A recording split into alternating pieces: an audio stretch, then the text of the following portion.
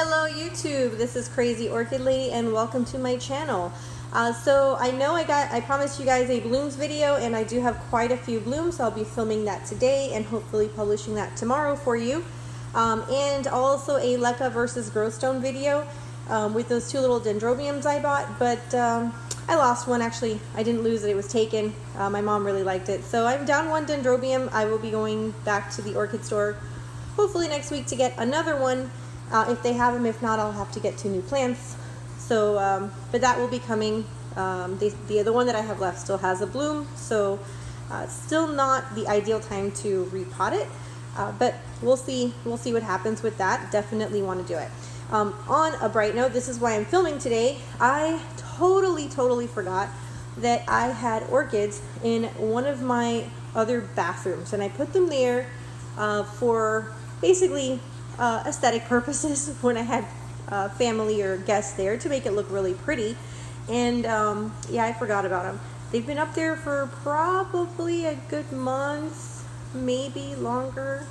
So I'll show you some really good, interesting things, and then some not so good, but still interesting things. So, all right, and I'll show you what my plans are, because this is actually going to, because of this, I'm going to try a little experiment, which should be interesting for me. So here we go. First and foremost, this is a Tolumnia, and you guys will recognize that one right there as a Phalaenopsis. This is a little Tolumnia, which is actually in the Vanda family. For those of you that don't know what a Tolumnia is, this Tolumnia is a Tolumnia Gyrac Rainbow Snow White. It is a white Tolumnia with some very light spotting. I have never seen this bloom, so I'm not sure if that's accurate, but I did get 2 Tolumnias. This one, which has never bloomed for me, and the second Tolumnia, which you will see in one of my bloom videos from early on in the year, which was a blood red Tolumnia called the Gyrac Rainbow Sherbet. And that one has bloomed for me, but it is so much smaller, and I do mean like smaller this way. It only has like 2 fans. This thing is gotten huge. Now when I put this in the bathroom to make everything look prettier, as you guys can see, this is a conch shell, and it was just kind of one that I had laying around because, you know, we live in Florida and we have these kitschy things, but I kind of had this one laying around, so I stuffed a ton of sphagnum moss all the way up in there, and then lightly put the plant on it, and then just kind of coated the roots with it, and it really kind of liked it. So it's like mounted on this little shell, and I think it's really pretty. And I had it in my bathroom where I could watch it and take care of it, and it was doing great. Not this great though. So when I put it in that other bathroom, it had one little fan that was growing, and in this month it has matured, this fan. And just look at it, it's huge. It's bigger than the other fan. Not only that, but that fan has another fan growing right next to it, which is also maturing. And here we have yet another fan, which is maturing. So in 1 month, like I said, maybe longer, guys, I can't remember. It's finished this fan, started another one, and started yet another one. No blooms though. And this is probably a good 2 times, if not slightly more, bigger than the other Tolumnia that I have that has already flowered. So that tells me this guy just needs a lot more light to flower. So I'm going to put him outside where he's going to get a lot more light, and hopefully I'll get a flower. But interesting, I haven't watered him, and my son sure hasn't watered this because my kids won't touch my plants. So because I can tell you, see if you hear that, it is crunchy. That means it is bone dry. So this one just needs a really good soak, and off it'll go. But just look at the little green growing root tips. And I honestly think the only thing that's kept this thing alive is the sheer amount of humidity produced by my kids' very long showers every day. So, but yeah, it really liked it. Now the not so good, but interesting.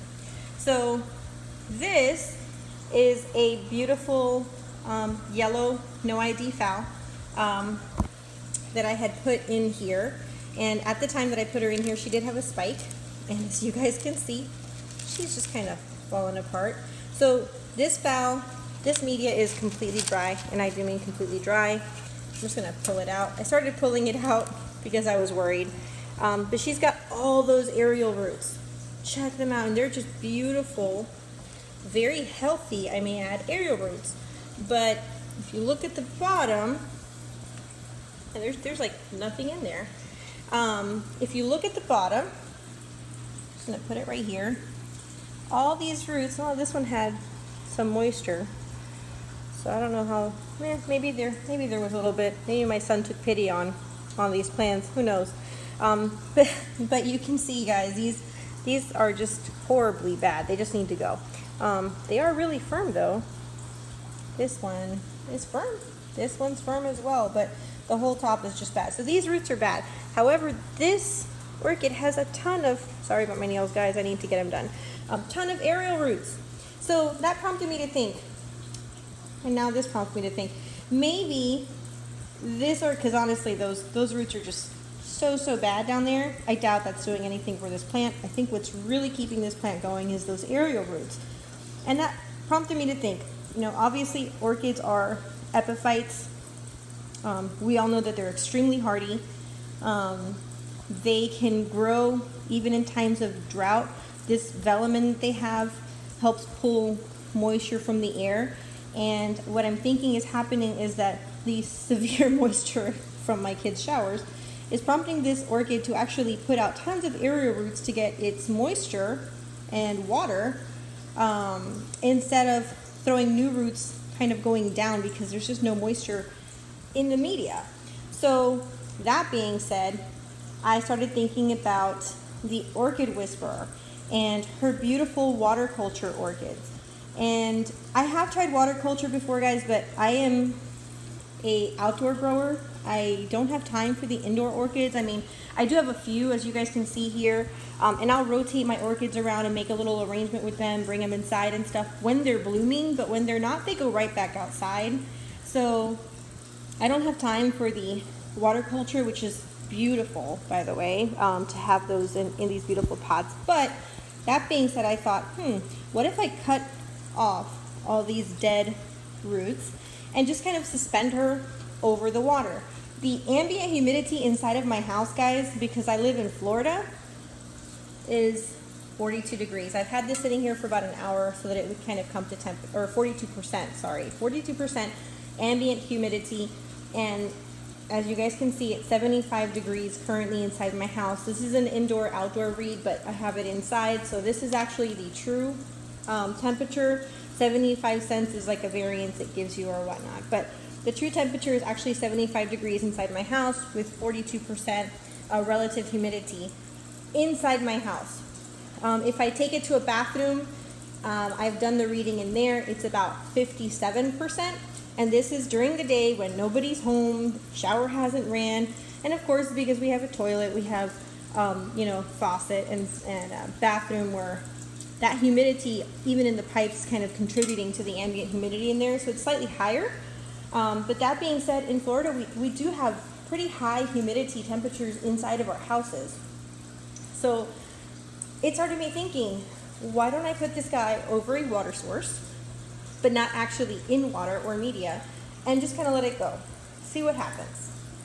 If anything, I can pull it out and put it in a media. But I'm going to try it. Let's see what happens. I'm going to follow up with it in another month or two and see where it's at. And I'm going to go ahead and put it right back in my kid's bathroom. Rest in peace. So I hope everyone's having a good day. Hope you guys found this helpful. And I will see you guys soon. Have a great one.